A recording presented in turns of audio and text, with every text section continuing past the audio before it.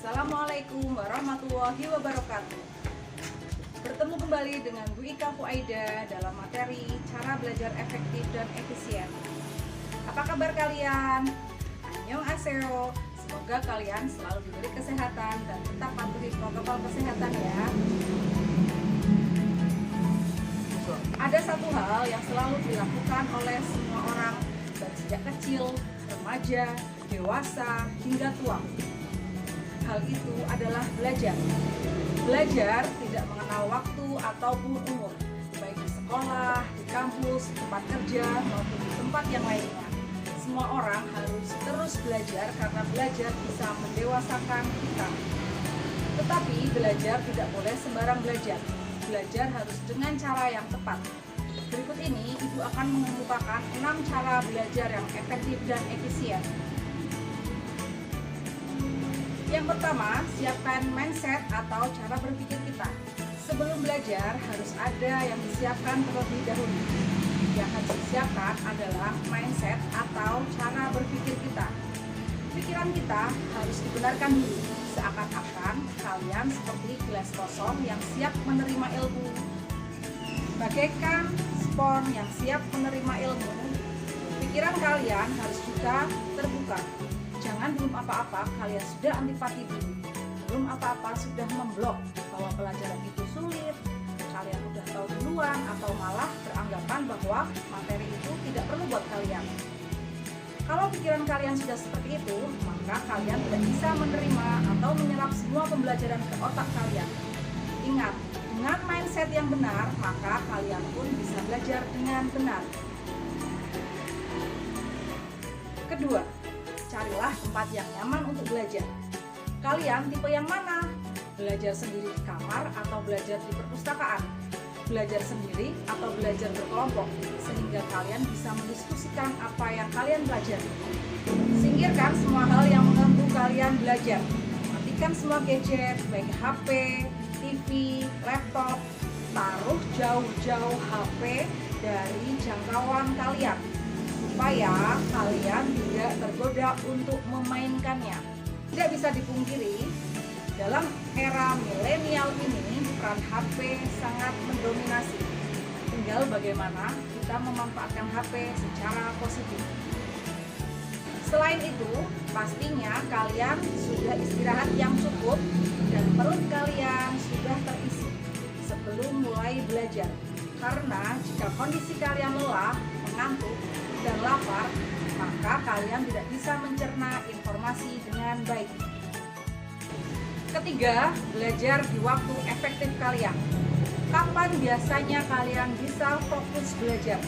Ada orang yang bisa fokus di pagi hari, siang hari, atau malam hari.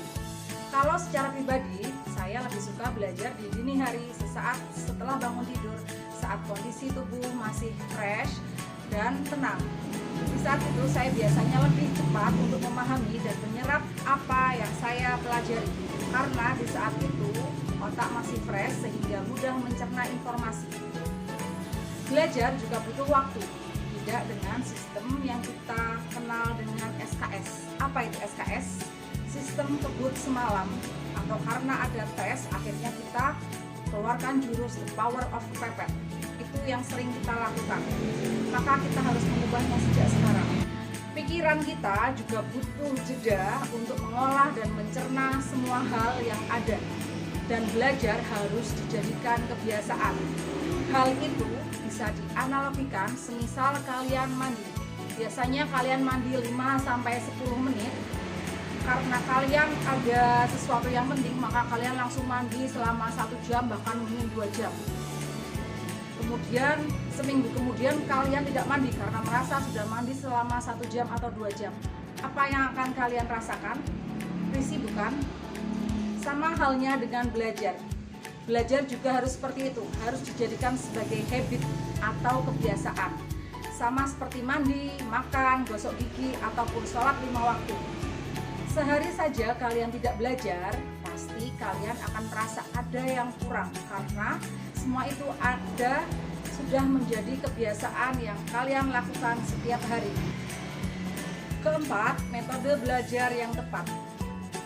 Ada 3 tipe metode belajar. Yang pertama visual, yang kedua auditory, yang ketiga kinestetik. Kita akan membahasnya satu persatu. Metode visual itu menangkap secara optimal, menyerap informasi yang dibaca atau dilihat. Contoh belajar dengan metode visual adalah dengan menggunakan mind map. Secara singkat, mind map atau peta konsep itu adalah peta pikiran yang berisi gambar dan tulisan berupa kata-kata kunci. Mind map lebih mudah untuk dihafalkan daripada membaca buku biasa. Cara lain dengan menonton video tutorial yang ada di YouTube. Biasanya kita akan lebih mengerti kalau kita menonton atau mendengar penjelasan orang daripada kita membaca bukunya sendiri. Jika kita belum bisa memahaminya, maka kita bisa mengulang video tersebut sampai kita bisa memahami apa yang ada di tutorial video tersebut. Cara lain lagi, tandai info-info yang penting yang ada di buku kalian dengan menggunakan stabilo yang warna-warni. Sebaiknya kalian hanya menandai kata-kata kunci saja, jangan semua kalimat kalian tandai. Jadi itu akan percuma saja.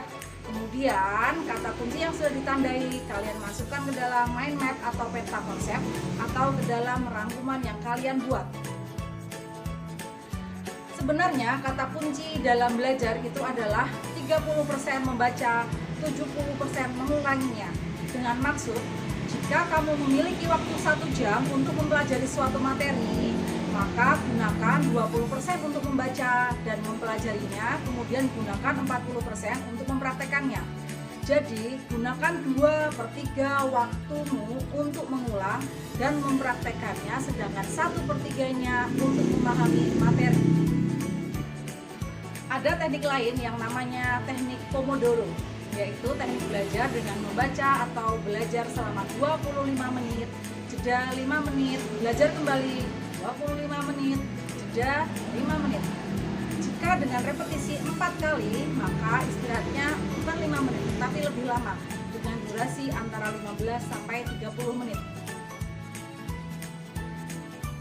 Metode berikutnya adalah metode auditory, yaitu metode bagi orang yang mudah menerima informasi melalui apa yang dia dengar.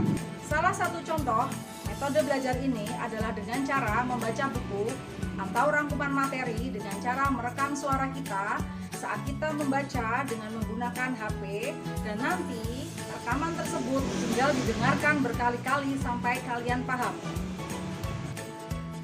Pastikan gunakan intonasi yang baik agar tidak bosan saat kalian mendengarkannya. Bisa didengarkan kapan saja tanpa kalian harus membawa buku kemana-mana. Anggap saja seperti kalian mendengarkan lagu-lagu favorit kalian.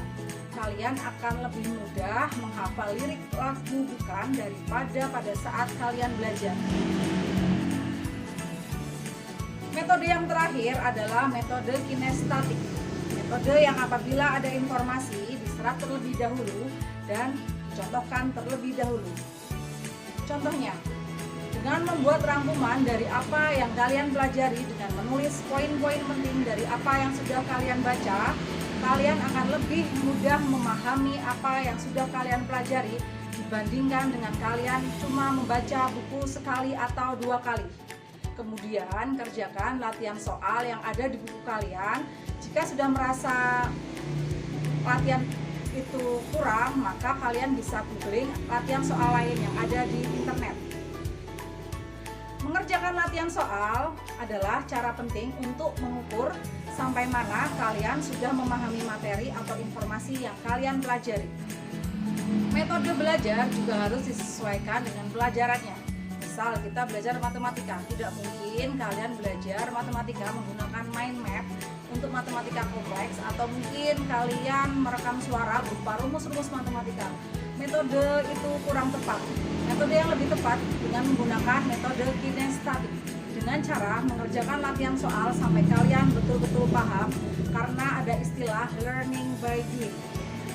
Belajar itu dengan melakukan atau mempraktekkan. Yang kelima adalah belajarlah dengan guru yang tepat. Belajarlah dari orang yang pernah melakukan hal yang ingin kamu pelajari, Belajarlah dari orang yang benar-benar mengerti hal-hal yang ingin kamu kuasai. Misalnya, kamu ingin belajar memasak, tetapi belajar sama montir yang tidak bisa sama sekali memasak. Pastinya itu tidak akan berhasil kan? Kalaupun berhasil, hasilnya tidak akan maksimal. Tetapi kalau kamu mau belajar dengan orang-orang yang ahli, benar-benar expert, belajar dengan orang-orang yang sudah terbukti melakukan hal yang memang ingin kalian dapatkan dan juga track record-nya bagus, maka pastinya pembelajaran kalian akan lebih cepat dan jauh lebih efektif. Yang terakhir, belajar di lingkungan yang baik. Pastikan kalian berada di lingkungan yang positif, karena dengan siapa kalian bergaul saat ini akan mempengaruhi masa depan kalian. Jadi itu ada 6 cara belajar yang efektif dan efisien yang harus kalian ketahui supaya belajar itu tidak sembarangan. Belajar itu harus dengan cara yang tepat seperti yang disebutkan di atas. Yang pertama, dengan menyiapkan mindset yang benar. Yang kedua, mencari tempat yang tepat untuk belajar. Belajar di waktu yang efektif. Belajar dengan guru yang benar. Belajar dengan teknik yang baik. Dan itulah cara-cara belajar yang efektif dan efisien. Oke? Nah, sampai di sini materi cara belajar yang efektif dan efisien. Semoga kalian bisa menentukan cara belajar menurut versi kalian sendiri. Selamat belajar, fighting, terima kasih. Hamzah Hamidah. Assalamualaikum warahmatullahi wabarakatuh.